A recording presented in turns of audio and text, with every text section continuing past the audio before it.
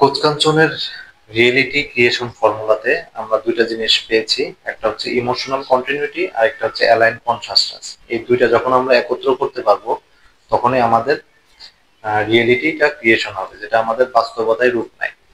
তো আজকে আমরা জানবো যে অ্যালাইন কনসাসনেস এর ব্যাপারটা কি। তো চেতনার রাজত্বে যে জিনিসটা আমরা পাই সেটা হচ্ছে যে ঋত্বিক ঘটক নামে একজন চলচ্চিত্রকার আছে, সে বলেছিল যে ভাবো ভাবো এবং ভাবাটাকে প্র্যাকটিস করো। তো এই কথার মর্মত্বটা অনেক গভীর। তো আমরা হচ্ছে অনেক কিছুই ভাবি, অনেক কিছুই চিন্তা করি, বাট সেগুলাকে, সেই ভাবা জিনিসগুলাকে আমরা প্র্যাকটিসে নিই না, যার ফলে দেখা যায় যে সেটা আমাদের আর বাস্তবে রূপ নেয় না। তো আমাদেরকে এই জিনিসটা প্র্যাকটিস করতে হবে, যা আমরা আসলেই ভাবছি। তো পজিটিভ জিনিসগুলো আমাদের ভাবতে হবে এবং সেটাকে আমাদের বাস্তবতায় আনতে হলে সেটা আমাদের প্র্যাকটিস করতে হবে। তো ম্যাক্সিমাম মানুষই হচ্ছে যে এই ভাবার যে জায়গাটা, এই জায়গাটাতে অনেক দুর্বল। তো সবচেয়ে বড় ব্যাপার যেটা, সেটা হচ্ছে যে মানুষের জন্য সবচেয়ে কঠিন যে মানুষ হচ্ছে থিঙ্কিং করতে চায় না। মানুষ থিঙ্কিং না করতে চাওয়ার ফলে মানুষ হচ্ছে মানে তাদের লাইফে এগিয়ে যেতে পারে না। তো যে সবকিছু আমাদের অটোমেটিক ভাবে আসছে, আমরা হচ্ছে এতটাই অলস, মানে আমাদের ব্রেনটা তো আসলে ফান্ডামেন্টালি অলস। এই অলস হওয়ার কারণে আমরা আমাদের আহ চিন্তাগুলাকে বাস্তবে রূপান্তর করতে পারি না, অথবা আমরা ডিপ থিঙ্কিং করতে পারি না বা অনেক ভালো থিঙ্কিং করতে পারি না। এটা আমাদের একটা দুর্বলতা। এই দুর্বলতার জায়গা থেকে আমাদের বের হয়ে আসতে হবে। এটা বের হয়ে আসার জন্য একটাই উপায়, সেটা হচ্ছে যে প্র্যাকটিস করা। প্র্যাকটিস যখন আমরা করতে পারবো তখন হচ্ছে আমরা এখান থেকে বের হয়ে আসতে পারবো। তো আসলে ছোটবেলা থেকে আমাদের বিলিফ সিস্টেমটাকে এত বেশি দুর্বল করে ফেলা হয়েছে যে আমাদের নেগেটিভ বিলিফ, নেগেটিভ চিন্তা ভাবনা, নেগেটিভ পড়াশোনা, এগুলোর কারণে আমাদের আমরা যখন ভালো কোনো কিছু করতে চাই বা বড় কোনো স্টেপ নিতে চাই কনসাস মাইন্ডে, তখন দেখা যাচ্ছে যে বাস্তবে সেটা রূপ নেয় না, কারণ সেই জিনিসগুলো আমাদের বারবার দমিয়ে রাখতেছে। দমিয়ে রাখার ফলে আমরা আর আগাইতে পারি না। তো এই কারণে আমাদের এই নেগেটিভ বিলিফ সিস্টেমটাকে আমাদের দূর করে, আমাদের ডিসএম্পাওয়ারিং যে বিলিফ গুলো আছে এগুলাকে দূর করে আমাদেরকে আগে এগিয়ে যেতে হবে। তো এটার জন্য আমাদের কনসাস সিস্টেমটাকে অনেক ইমপ্রুভ করতে হবে। তো কনসাসনেস দুই ধরনের, একটা হচ্ছে যে সাবকনসাস বিলিফ, আর একটা হচ্ছে যে কনসাস বিলিফ।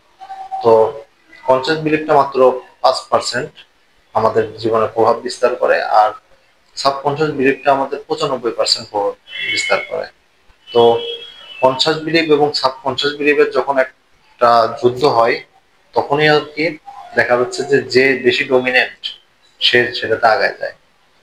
তো আমাদের সাবকনসাস বিলিফে যদি অনেক ধরনের নেগেটিভ চিন্তা থাকে, অনেক ধরনের ডিসএম্পাওয়ারিং বিলিফ থাকে, দেখা যাচ্ছে যে সেই বিলিফের কারণে এই সাবকনসাস মাইন্ডটা কারণে আমরা দেখা যাচ্ছে কোনো চিন্তা করলে আর এগিয়ে যেতে পারি না। তাহলে তার মানে হচ্ছে যে এই সাবকনসাস যে বিলিফটা আছে এটা আমরা যত বেশি ইমপ্রুভ করবো, ডেভেলপ করতে পারবো, আপডেটেড করতে পারবো, তত বেশি আমরা আমাদের লাইফে এগিয়ে যেতে পারবো। তো যে কোনো বিজনেসে আমরা যদি ভালো করতে যাই, যেমন ইনার ব্যাটেল এবং আউটার ব্যাটেল। তো ইনার ব্যাটেল হচ্ছে 80%, আউটার ব্যাটেল মাত্র 20%। তাহলে এই ইনার ব্যাটেলে যখন আমরা জয়ী হতে পারবো তখনই আমরা আমাদের নিজেদের ভিতর যে একটা যুদ্ধ হয়, এই যুদ্ধে যখন আমরা জয়ী হতে পারবো তখনই হচ্ছে আমরা বিজনেসে ভালো করতে পারবো। তো আমাদের ভিতরে যে কোটি টাকা ইনকামের যে অঙ্ক, আমাদের হলো কোটি টাকা ইনকামের জন্য আমাদের যে বিলিফ সিস্টেমটা, এটা যদি আর কি আমরা মানে ইমোশনালি যদি যদি কন্টিনিউ ধরে না রাখতে পারি, তাহলে এখানে আমরা আগাতে পারবো না, কোটি টাকা ইনকাম করতে পারবো না। তো একটা গল্প বলি, সেটা হচ্ছে যে একটা নাতি তার দাদাকে বলছিল একটা গল্প শোনাইতে। তো দাদা হলো তাকে গল্প শোনায়, যে বলে যে দুইটা দত্ত আছে আমাদের মনের ভিতরে। একটা হচ্ছে যে আহ, একটা দত্ত হচ্ছে সে খুব ভয় পায়, সে সবকিছুতে নিরাশ হয়ে যায়। আরেকটা দত্ত হচ্ছে সে খুব সাহসী, সে সবকিছু খুব ভালো ভালো চিন্তা করে, সে যে কোনো কিছুতে খুব এগিয়ে যেতে চায়। তো তখন দাদা তার নাতিকে বলছিল, বলো তো কোনটা জিতবে? তখন হচ্ছে নাতি বলল যে যে বেশি আর কি, যাকে বেশি খাবার দেওয়া হবে সেই তো জিতবে। তো ব্যাপারটাই হচ্ছে এটা, যে যে দত্তকে আমরা যেটা বেশি ফিট করব সেই দত্তটাই জিতবে। আমরা যদি ভয়টাকে বেশি ফিট করি আমাদের ব্রেনে, তাহলে ভয়টা হচ্ছে জিতে যাবে, ভয়ের মধ্যে আমরা থাকবো। আমরা ভালো চিন্তা করতে পারবো না। আর আমরা যদি পজিটিভ চিন্তা করতে চাই, তাহলে এটাকে বেশি বেশি আমাদের ব্রেনে ফিট করতে হবে। আমরা যত বেশি ব্রেনে ফিট করতে পারবো, তত বেশি এটা নিয়ে আমরা এগিয়ে যেতে পারবো। তো অ্যালাইন কনসাসনেস ব্যাপারটাই হচ্ছে এটা, যে আমাদের যে মানে কনসাস যে বিলিফটা আছে, এই কনসাস বিলিফের সাথে যখন হচ্ছে আমরা রিপিটেশন করব কনসাস বিলিফটা, তখন হচ্ছে আমাদের হচ্ছে কনসাস লেভেলটা অ্যালাইন হবে। তো ভালো, আমাদের কনসাসলি আমরা বলি যে কোটি টাকা আমরা ইনকাম করবো, কিন্তু সাবকনসাস বিলিফ বলে না, এটা কোনোভাবেই সম্ভব না। তো এই দুইটাকে আমাদের অ্যালাইন করতে পারাটাই হচ্ছে যে অ্যালাইন কনসাসনেস। তো অ্যালাইন কনসাসনেসটা যদি আমরা বাড়াইতে চাই, তাহলে আমাদের খুব ডিপলি যেটা বুঝতে হবে যে আমরা যা চিন্তা করছি এই চিন্তাগুলাকে দেখা, চিন্তাগুলাকে ফিল করা। আমরা চিন্তা করি, আমাদের চারপাশ থেকে যে চিন্তাগুলো আসে বা যা দেখি সেগুলো নিয়ে আমরা অটোমেটিক ভাবে চিন্তা করি। তো এই দিকগুলোকে আমরা যত বেশি দেখতে পারবো, এগুলোকে যত বেশি আমরা ফিল করতে পারবো, তত বেশি আমাদের কনসাসনেস লেভেলটা উন্নত হবে। তো এটার জন্য আমাদের ভালো ভালো অভ্যাস তৈরি করতে হবে। আমার যে যে জিনিসটা করতে চাই সেটা হচ্ছে অভ্যাসে নিতে হবে। তারপর হচ্ছে আমাদের যে নেগেটিভ চিন্তাগুলো আছে এগুলাকে আইডেন্টিফাই করতে হবে, পজিটিভ থিঙ্কিং গুলা বাড়াইতে হবে, তারপরে বারবার রিপিটেশন করতে হবে। তো রিপিটেশনের ব্যাপারটা এই জন্যই ইম্পর্টেন্ট যে আপনার ইমোশনাল যে ব্যাপারটা আছে, এবং সেটা যখন আপনি রিপিটেশন বারবার করবেন তখনই সেটা বাস্তবতায় রূপ নেয়।